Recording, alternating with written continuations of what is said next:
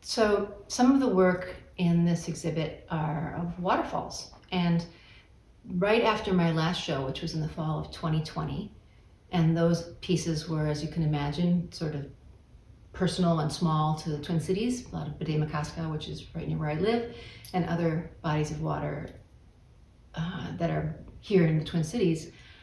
After that, I went looking for waterfalls, and I was sort of in the spring, I was looking for the running water. And so I ended up in state parks across Minnesota and some in Wisconsin, just on day trips of going out and hiking around them, finding them, and then painting them. And how I would do that is I would spend time at the location, really looking at what I was seeing, looking at the color specifically, looking at how the water moved, and then looking for angles. So I would be scrambling around these waterfalls and finding the place that I wanted to be. I would take pictures, I would do little sketches, and that's how I kind of remind myself of what I've seen. But I'm not doing a literal translation of a photograph.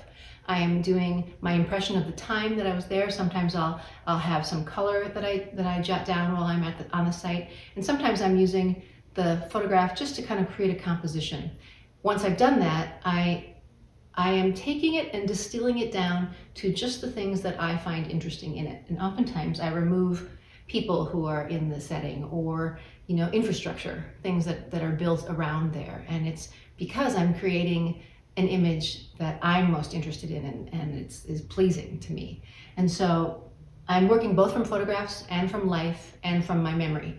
And that's why things aren't exactly as they are in life, but they are the impression that I've taken into a pretty realistic form, I hope. And then the water here, again, this idea of small marks, meditation, getting lost in the work, because they're done with tiny little brushes again. Even in a bigger painting like this, all of the water is done kind of observed in a tiny little stroke. And so that's what interests me.